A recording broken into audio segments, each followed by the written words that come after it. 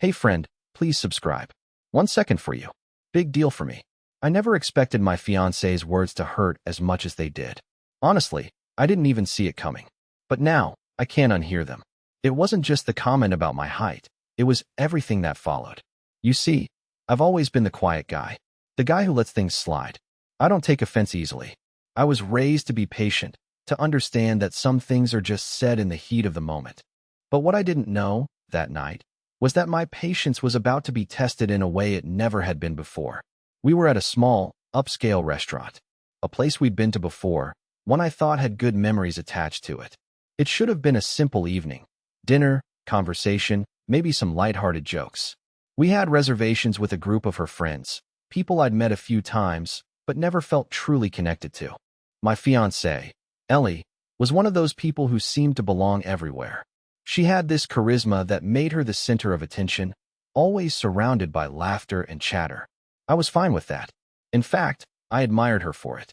That night, Ellie had been talking about how great everything was going in our relationship. She spoke about our future, our plans, how we'd soon be moving in together, getting married. I thought things were solid. I thought we were happy.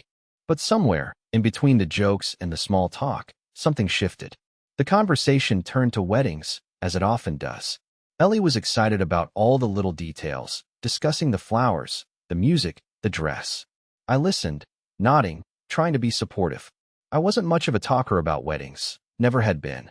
But she liked to bounce ideas off of me, and I appreciated that she valued my opinion. I had no idea that my presence in the conversation would soon become the punchline. At some point, someone brought up the idea of standing at the altar, and that's when she said it. Ellie turned to me with that smile of hers, the one that always made me feel special, and casually said, "Well, you better make sure I don't wear heels, or I'll be taller than you at the altar. We don't want that, do we?" At first, I laughed. It was a typical comment, something she had said before in private. But this time, in front of everyone, it felt different. The words cut deeper, and her friends, instead of brushing it off or offering me some kind of support, laughed along with her. I wasn't tall. I never had been. I'm 5 feet 7 inches, which is average at best. But I had never really cared about it before. Sure, I wasn't towering over everyone, but I had always held my head high. I never thought it was something worth teasing. But in that moment, I realized how it made me feel. I wasn't being teased. I wasn't being playfully mocked. Ellie's comment wasn't lighthearted. It was a jab. And what hit harder than the words was the laughter that followed. The way her friends seemed to validate the insult. I tried to brush it off. I tried to laugh with them. But my stomach was turning. I couldn't shake the feeling that something had changed. Ellie wasn't laughing with me anymore. She wasn't treating me like an equal. She had turned something personal into a joke, something I wasn't prepared to hear. As the night went on, I tried to stay calm. We finished our meals, made some small talk, and eventually, we said our goodbyes to her friends. But on the way home, the silence between us was deafening. Ellie didn't notice, of course. She was on her phone, scrolling through messages, probably texting her friends about how much fun she had. But all I could think about was how her words had made me feel so small. I didn't say anything to her when we got home. I didn't know how to. I didn't know how to tell her that something so seemingly innocent had shaken me to my core. I had never thought I'd feel so humiliated. I had never imagined that I'd feel so invisible in my own relationship. I went to bed that night, staring at the ceiling, thinking about what she had said. What if this wasn't just a one-off? What if this was a glimpse into how she really saw me? What if, deep down, she didn't respect me the way I thought she did? The next morning, she acted like everything was normal. She made breakfast, kissed me on the cheek, and asked about my day. But I couldn't shake the anger that had built up inside me. I wanted to confront her, to tell her how much that comment hurt, but part of me feared what I might hear in response. I feared that this wasn't just a misunderstanding. It was a reflection of something much deeper. And that's when it hit me. I wasn't just hurt by the comment about my height. I was hurt because I had let her treat me like that. I had let her make me feel small for so long. But this time, it was different. This time, I wasn't going to let it slide. I knew something had to change. I had to decide whether I was going to accept this, let it slide again, or confront it head on. But either way, I was certain of one thing. I wasn't the man I thought I was in this relationship anymore. That night, as I lay there, staring at the ceiling, I felt something I hadn't felt in years: anxiety. It wasn't the kind that comes with a job interview or a test you didn't study for. No, it was the kind that gnaws at you from within. A gut feeling that something is wrong, but you don't know exactly what. It wasn't just the comment about my height. It wasn't even the mockery. It was the realization that I had been overlooking the way she truly saw me. It wasn't just this one moment. This was something that had been building for months, maybe even years. I had been the butt of her jokes for so long that I hadn't noticed how much I had allowed myself to shrink. As I lay there, I wondered if this was how all relationships went, if they started with the best intentions and then slowly, over time, morphed into something else. Was it always like this? Was I doomed to spend my life feeling like I had to earn her respect, constantly fighting for her validation? I had been so focused on love, on keeping the peace, that I hadn't stopped to ask myself if this was truly what I deserved. The next morning, Ellie was her usual self, bright-eyed, chirping about her plans for the day, oblivious to the storm that had been brewing inside me. I tried to act normal, but I could feel a distance between us. I knew something had shifted, but I didn't know how to confront it. How do you tell the person you're supposed to marry that they've made you feel like an afterthought? How do you say, "I've been tolerating your digs for far too long, and now, I've had enough"? But I didn't say any of that. Instead, I just nodded, smiled, and said, "Sounds good, babe." I was putting on a mask, trying to maintain the illusion of calm, but inside, my mind was racing. I spent the entire day replaying her words, trying to make sense of them. It wasn't just the mockery, it was the way she said it. The way it came across as something casual, something harmless. I knew that if I brought it up, she would probably laugh it off, tell me I was being too sensitive, too insecure. But something about that thought made me even angrier. What if I wasn't being too sensitive? What if this wasn't about me being thin-skinned, but about the fact that she didn't care about how her words affected me? That's when I realized that I wasn't dealing with a simple misunderstanding. This was bigger than that. This was a glimpse into how she really saw me. A person she could belittle, make fun of, and still expect me to keep loving her. That night, as we sat on the couch together, I could feel the tension between us, thick and suffocating. I had to say something. But what? How do you even begin to explain something like this? How do you bring up the fact that, for the first time in our relationship, I was seeing her differently? But I didn't say anything that night. I couldn't. The words felt stuck in my throat, like I was choking on my own fear. What if confronting her meant losing everything? What if the respect I thought we had for each other was just an illusion? So I stayed quiet, letting the silence hang between us. And in that silence, something started to grow, a decision. A decision I had been avoiding for too long. The silence lingered for days. Every time I looked at Ellie, I felt like something was missing. It wasn't that I didn't love her. I still did, in some ways. But that feeling of being equal, of being seen and heard, was gone. And without that, the foundation of our relationship felt shaky at best. I couldn't shake the image of her sitting at that table, laughing with her friends as if mocking me was the highlight of her night. It wasn't just the joke, it was the way she seemed so comfortable with it. The way she didn't even pause to consider how her words would land. I couldn't remember the last time I had felt truly respected in our relationship, and that bothered me more than I wanted to admit. I tried to act normal around her. I played the part, pretending everything was fine, but the cracks were starting to show. Conversations felt forced. Every time she touched my arm or kissed me on the cheek, I felt like I was just a placeholder in her life. Someone to fulfill the role of fiancé, but not someone she truly valued. I could feel myself starting to pull away, slowly but steadily. I wasn't the man I used to be when I first met her, the man who was confident, sure of himself, eager to please. Now, I was questioning everything about myself and about her. That Thursday, we had plans to meet her family for dinner. A part of me dreaded it. It wasn't just that her family had always been a little too critical of me. It was the fact that I didn't want to face them feeling like a shadow of who I used to be. But I didn't say anything. I didn't want to seem like I was overreacting. I didn't want to be the guy who made a big deal out of a small comment. But by the time we arrived at her parents' house, the tension between Ellie and me was palpable. She was chatting away, laughing with her family, while I quietly watched. She didn't even seem to notice how distant I had become. Or maybe, deep down, she didn't care. Dinner went as expected. Awkward small talk, polite conversation, the usual pleasantries. But as the night wore on, I could feel myself slipping. I wasn't just emotionally distant. I was physically pulling away too. When Ellie reached over to hold my hand, I didn't reciprocate. I couldn't. Not after everything. At some point, one of her cousins made a comment about the wedding, about how Ellie had always dreamed of a tall, handsome husband. And before I could stop it, Ellie laughed. "Well," she said, glancing at me with a sly smile, "he's not exactly the tallest guy in the room, but at least he's funny, right?" There it was again. The same joke, the same mocking tone, in front of her family this time. I froze. It wasn't just the height comment anymore. It was the fact that she was comfortable doing this in front of everyone. She didn't even try to hide it.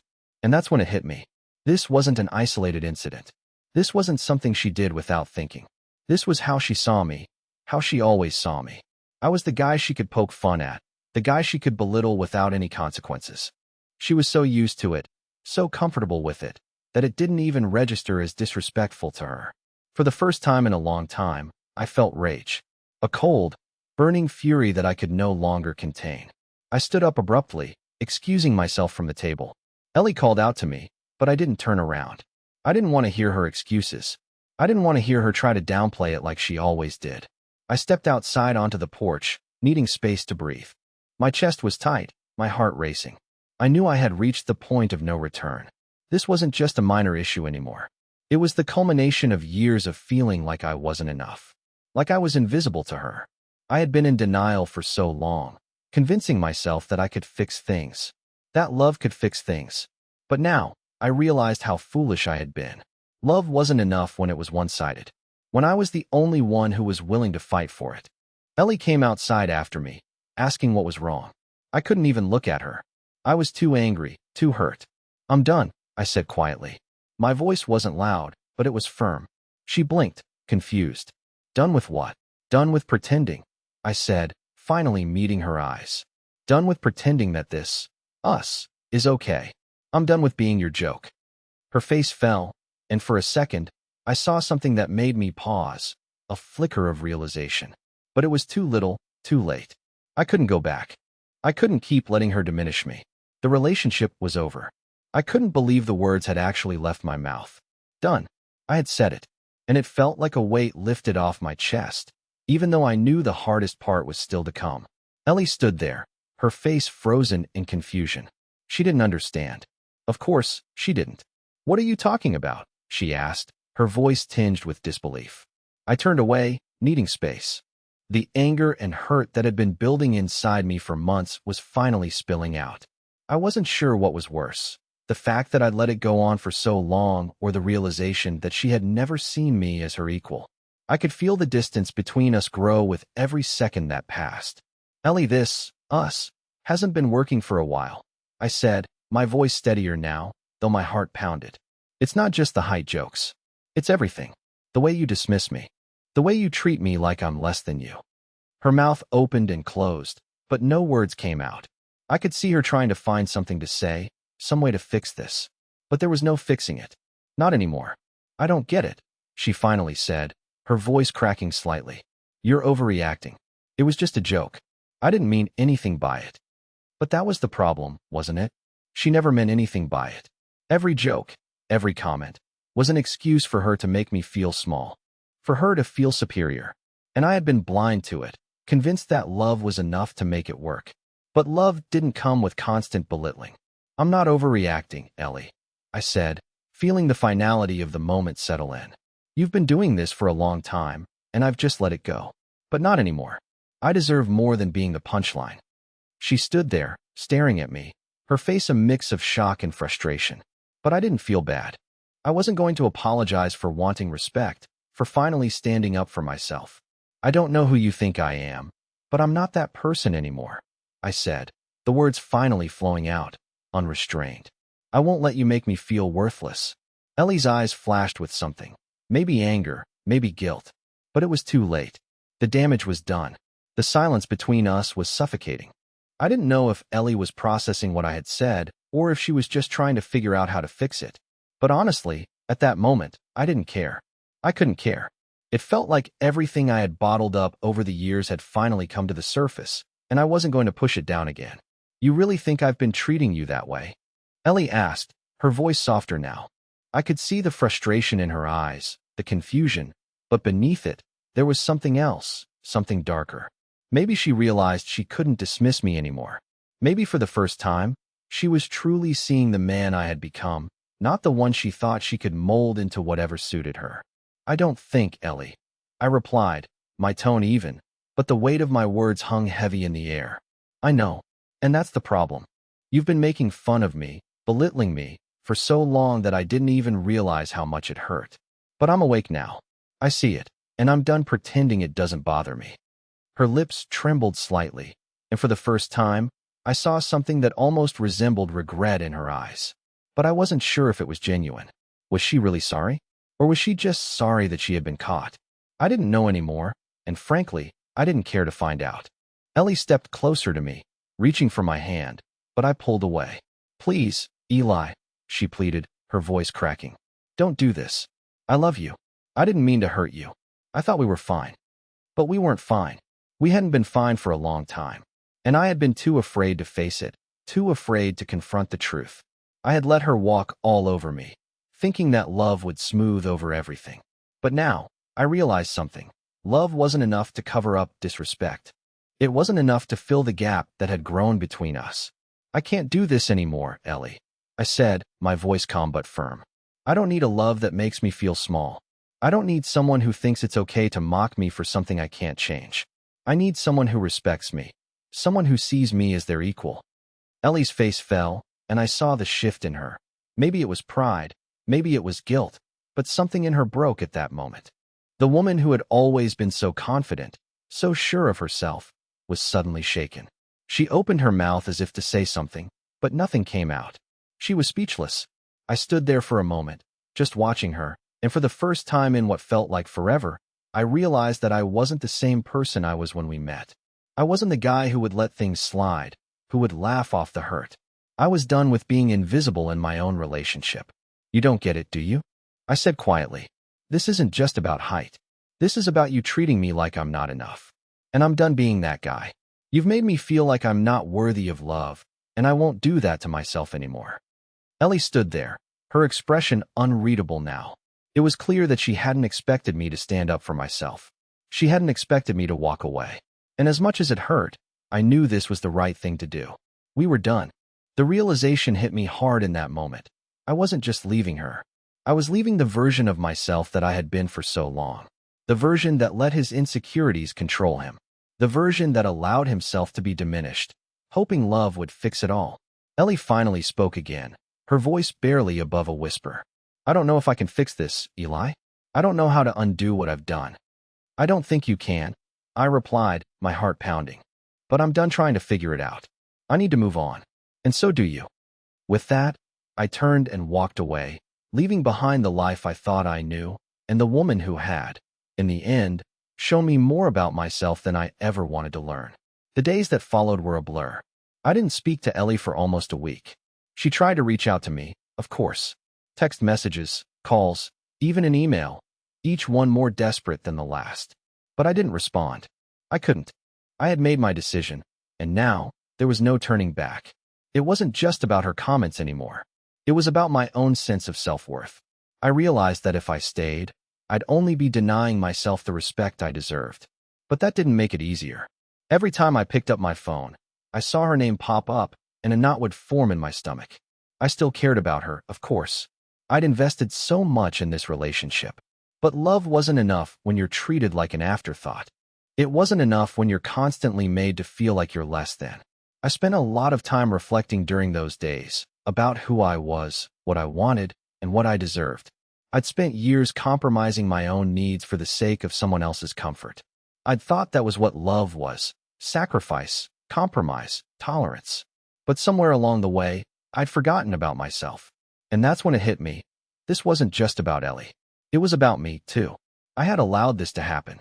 I had let her walk all over me because I was afraid of being alone, afraid of losing her. But in the process, I had lost myself. The first time I saw her after that week was the hardest. I hadn't planned on it. I was out at the coffee shop, sitting by the window with a book, trying to clear my head. I didn't expect to see her walk in, looking as beautiful as ever, though there was a hint of exhaustion in her eyes. She spotted me immediately. Of course she did. She hesitated, her gaze meeting mine, and for a brief moment, I thought I saw a flicker of something. Guilt, regret, maybe even sorrow. But she quickly masked it with her usual charm and walked over to my table. Eli, she said, her voice soft, almost hesitant.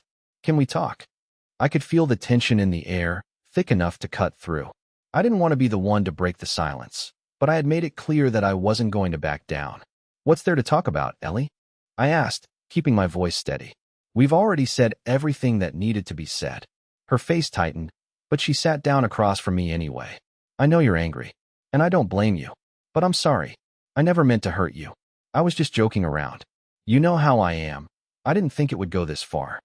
I could see the sincerity in her eyes, but at the same time, something about her words felt empty. Like she was apologizing because she thought that was what I wanted to hear, not because she truly understood why it hurt so much. It's not about the jokes, Ellie, I said, my voice barely above a whisper. It's about how you see me, how you treat me. You've been making me feel small for so long, and I let it happen because I thought I could handle it. But I'm done. I'm not going to let you, or anyone, make me feel like I'm not enough anymore. She was quiet for a moment, her eyes searching mine as if trying to understand. But I could see it in her expression. She wasn't getting it. Not truly. She was so caught up in her own world that she couldn't grasp what I was saying. She was still trying to make this about me being too sensitive, instead of understanding that this wasn't just about one comment. It was about the pattern. I don't know what to say, Eli, she said, looking down at her hands. I don't know how to fix this. I wanted to tell her that it wasn't about fixing it, that some things couldn't be repaired. I wanted to tell her that I wasn't broken, and I didn't need her to fix me. But instead, I just shook my head. There's nothing left to fix, Ellie, I said, finally standing up. You can't undo what you've done, and honestly, I don't think you ever really tried. I left the coffee shop without looking back. I knew it was over. There was no coming back from this. The trust was shattered, the respect was gone, and all I had left was the painful knowledge that I had spent so much time trying to make something work that was never meant to be. But as I walked out into the cool evening air, a strange sense of peace washed over me. It hurt, yes. It stung to know that the person I had once loved couldn't even see the damage they had caused. But it was also liberating. I was finally free. Free from the constant fear of being humiliated. Free from the need to prove myself. Free from the person I had become in this relationship. I wasn't just leaving Ellie. I was reclaiming myself. The days after that meeting were a whirlwind. It wasn't just the silence that settled between Ellie and me. It was the realization that I was finally living in my own truth. But it was also terrifying. The apartment we shared, the place that once felt like a home, now felt like a prison. Every corner seemed to echo with memories of the person I used to be, the one who had let himself be diminished. I began the process of moving out. The decision had been made, but physically detaching myself from the life I had built with her felt impossible. I had spent months, maybe even years, tolerating things I shouldn't have. Now, I was going through the motions of packing up, but I couldn't shake the feeling that I was also packing away parts of myself. I started with the kitchen, gathering up my things, my favorite mug, the coffee maker that had become a ritual for me every morning. It was all so ordinary, but as I filled the boxes, I realized how much I had truly lost. My entire life was crammed into cardboard. My identity, my connection to her, and even my sense of belonging, all piled into those boxes. When Ellie came by to get the rest of her things, I felt a knot in my stomach. She looked at me like she wanted to say something. Anything. But there were no more words left. We had both said everything that needed to be said. Her eyes scanned the room, lingering on the empty spaces where our things had once been. Are you sure about this, Eli? She asked quietly. There was something raw in her voice, something close to regret, but it was too little, too late. I didn't look at her. I'm sure. There was no more to discuss. The relationship was over, and I wasn't about to let her guilt trip me into thinking I had made the wrong choice. Ellie left quietly after that, without another word. But I wasn't sure if she left because she knew it was truly over or because she had never really understood what I needed from her in the first place. That night, as I stood in the middle of the apartment, the weight of the emptiness pressed down on me. There were no more shared meals, no more conversations, no more promises. Just me, alone in the space I had once thought would be home forever. And for the first time in a long time, I didn't feel sad. I didn't feel broken. I felt free. The weeks after Ellie left were filled with a quiet peace I hadn't known in years.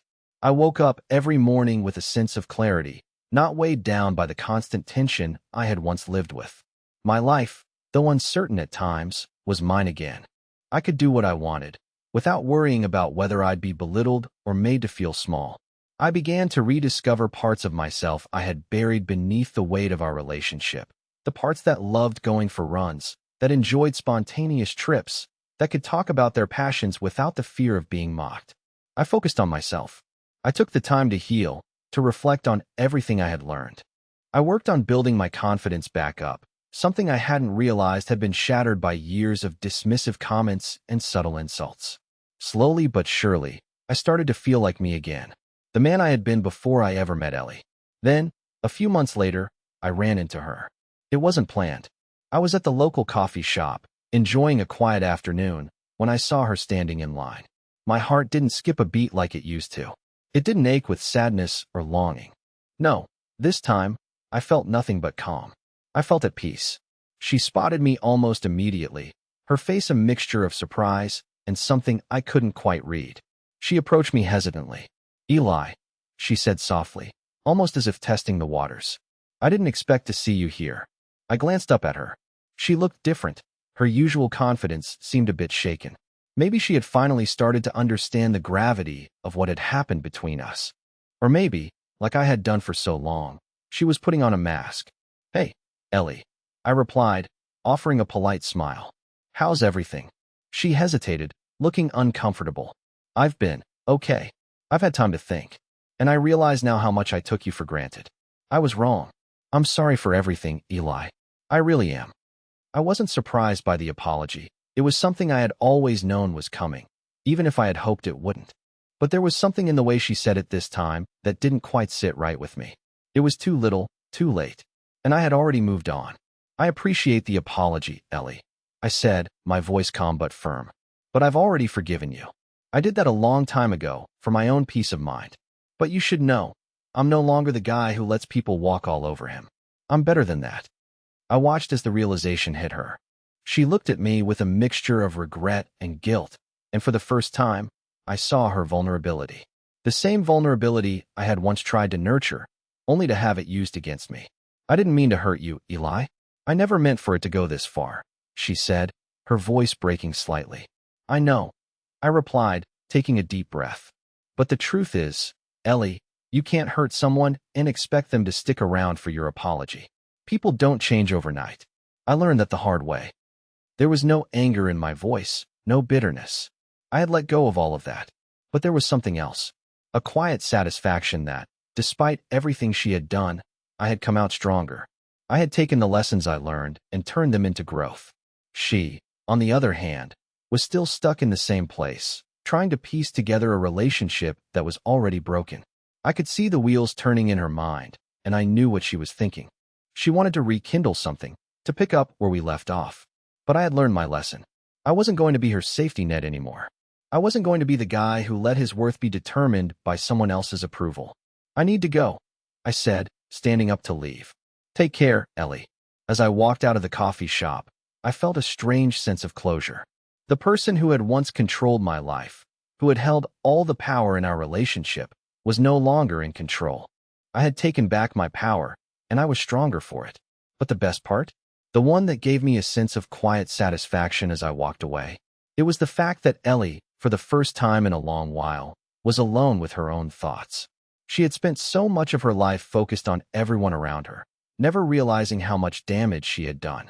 But now, in that moment, I realized that the karma wasn't about me punishing her.